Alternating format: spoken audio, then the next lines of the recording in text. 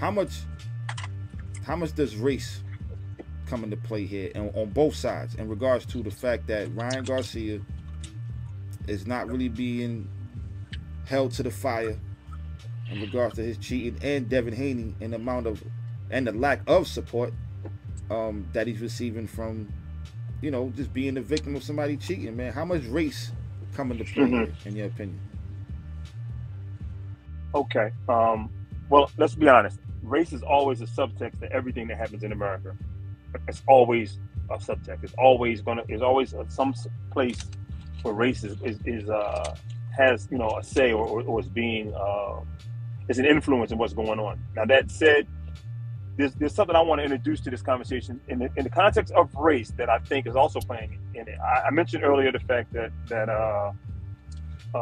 Garcia is also, you know, has had up to this point always been the good guy, you know, the pretty boy, you know, the heir apparent to Oscar De La Hoya in the public, you know, in the public mind as far as boxing is concerned.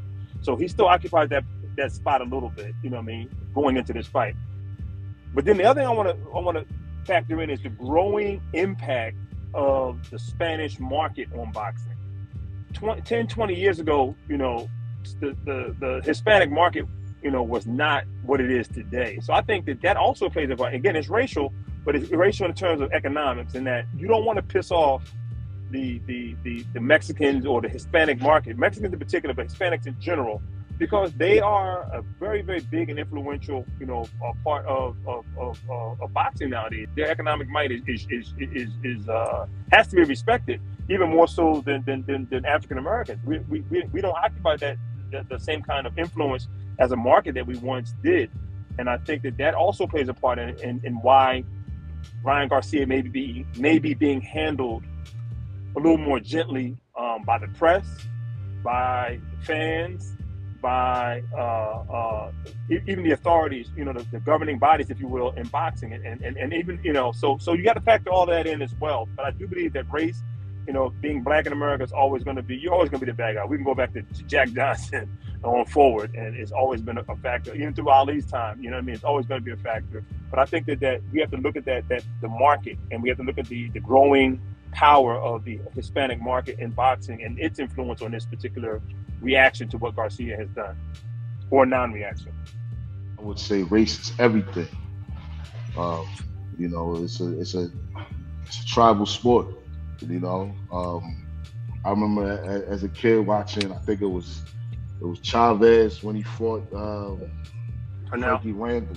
He fought Frankie Randall in the rematch during the revenge card, and they had Paul Rodriguez was in the crowd, and they asked him who he came to see and who he's rooting for.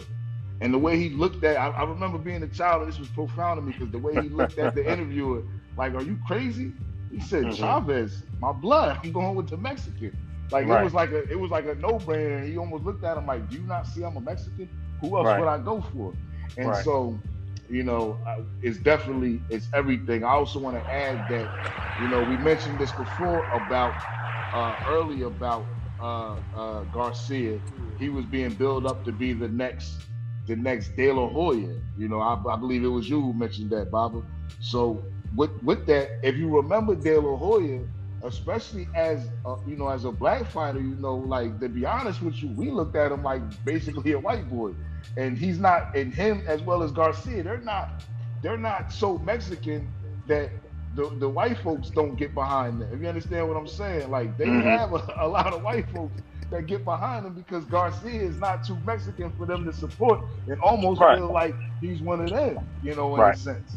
So a lot of when we talk about racial and that is beyond just a black and a Mexican. You know, it's almost like a trifecta thing going on here with Garcia, like De La Hoya shared, and like Canelo even gets the benefit of. You get that homegrown fan base, but you're also endearing to the other non-black fans that are out there as well. Actually, now we're going to show you how to catch the jab. Actually, in boxing, it's called parrying.